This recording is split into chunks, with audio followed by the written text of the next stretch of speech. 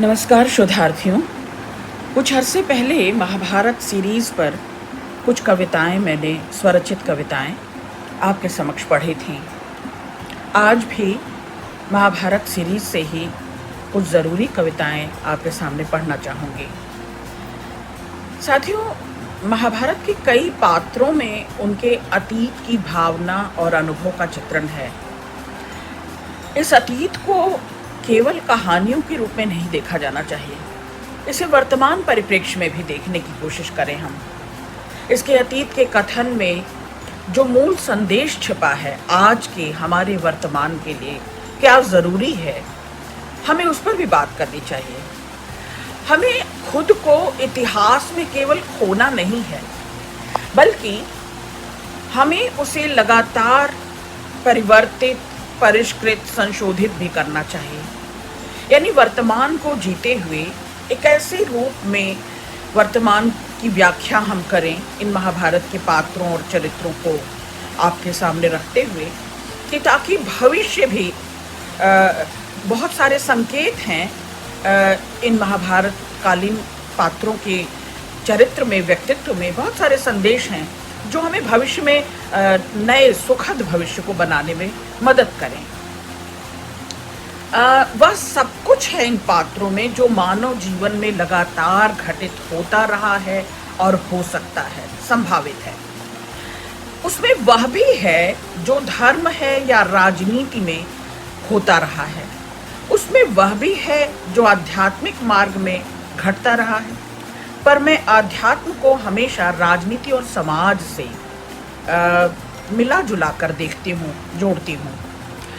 आप ये देखें कि एक और रिश्तों को लेकर जो अपनत्व है, दूसरी ओर जो खून के रिश्ते हैं, जो बहुत सघन, बहुत निकटस्थ लोग हैं, इन रिश्तों को तार तार कर देने वाली बेहद असंवेदनशील घटनाएं महाभारत काल में घटती हैं।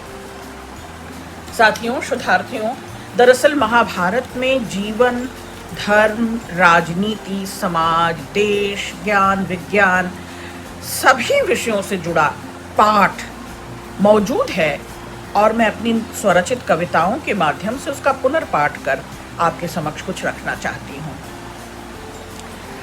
साथियों, महाभारत केवल पाठ भर नहीं है, बार बार कहूँगी, ये जीने का एक जरिया, एक मार्ग भी हमें दिखाता है, बताता है। और महाभारत की ये शिक्षा जो है बहुत कंटेम्प्ररी है, बहुत प्रासंगिक है। मैं इन कविताओं के बहाने यह भी बात आपसे करूँगी। अब महाभारत को पढ़ने के बाद इसमें जो शिक्षा हमें मिलती है, आने वाली पीढ़ियों को जो शिक्षा, हम सबक जो हम दे सकते हैं, उसे भी याद रखना बहुत ज़रूरी है। दूसरी कविता, हाय काश। हाय काश पितामह भीष्म और महात्मा विदुर ने भी प्रण लिया होता। हाय काश पितामह भीष्म और महात्मा विदुर ने भी प्रण लिया होता आंखें दान कर देने का, तो कम से कम नई रोशनी मिल जाती इस अंधे युग को। तो कम से कम नई रोशनी मिल जाती इस अंधे युग को। द्रौपदी के चीरहरण पर अंधों की राजसभा में पितामह की आंखें मर चुकी थीं। अन्याय, अनीति, दुराचरण को रोक नहीं पाए थे तुम महात्मा विदुर। अन्याय, अनीति, दुराचरण को रोक नहीं पाए थे महात्मा विदुर तुम। तो तुम भी तो मर चुके थे उसी राजसभा में। विदुर इतिहास की नजरों में तुम और पितामह भीष्म कब के मर चुके थे। अरे, मरने के बाद तो आंखें दान कर दी जाती हैं। क्या तुम्हारे समय में ऐसा नहीं होता था? क्या तुम्हारे समय में ऐसा नहीं होता था? अंधा युग। काश पितामह भीष्म और आचार्य द्रोण, महात्मा विदुर आप भी अपनी मौत से पहले न मरे होते। काश पितामह भीष्म और आचार्य द्रोण, महात्मा विदुर आप भी अपनी मौत से पहले मरे न होते।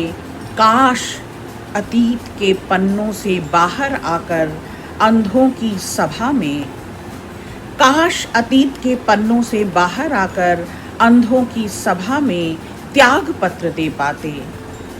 कई द्रौपदियां चीत्कार कर रही हैं आज, कई कुंतियां रोती छटपटाती हैं, पांचों पांडव हताहत अन्याय अनीति और दुराचार के शिकार। कई द्रौपदियां चीत्कार करती हैं आज, कई कुंतियां रोती छटपटाती हैं और पांचों पांडव हताहत अन्याय अनीति दुराचार के शिकार। अंधों की सभा तो कब की विसर्जित हो गई। महाभारत घट चुका। ये फिर कैसा अंधा युग है, ये फिर कैसा अंधा युग है। पितामह भीष्म, आचार्य द्रोण, महात्मा विदुर, ये कैसा अंधा युग है। सुनो शत्रु, ऋणी हूं मैं तुम्हारी। सुनो शत्रु, ऋणी हूं मैं तुम्हारे घात प्रतिघात, छल छद्म के संसार और तुम्हारे बनाए मोर्चों से।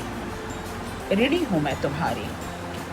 तुम्हारे बनाए मोर्चे, छोटे छोटे हित समूहों ने सयाना बनाया है मुझे। ऋणी हूं मैं तुम्हारे नागपाश की, कि सम्मोहित होकर बंधती चली गई, नहीं जान पाई जहर की जकड़न थी वह।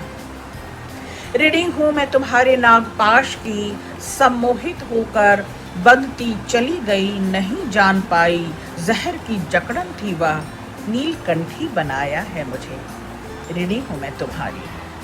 नीलकंठी बनाया है मुझे, ऋणी हूं मैं तुम्हारी।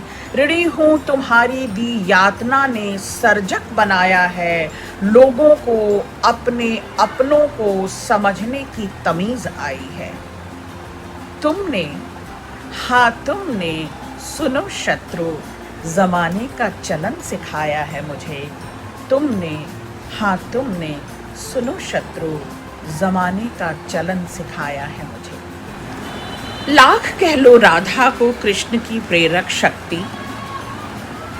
लाख कह लो राधा को कृष्ण की प्रेरक शक्ति। लाख कह लो सीता को राम की मर्यादा, अहिल्या को गौतम ऋषि की तपस्या, उर्मिला को लक्ष्मण की पूज्या।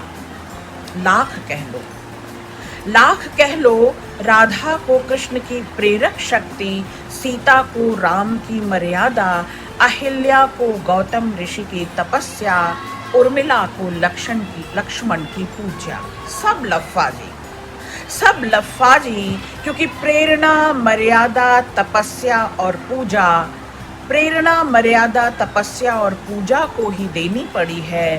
बार बार अग्नि परीक्षा, मिलता है बनवास, सहना पड़ता है असह्य वियोग। मिलता है बनवास, सहना पड़ता है असह्य वियोग। शिलाबद्ध होना पड़ता है आज भी राम राज्य में, शिलाबद्ध होना पड़ता है आज भी राम राज्य में।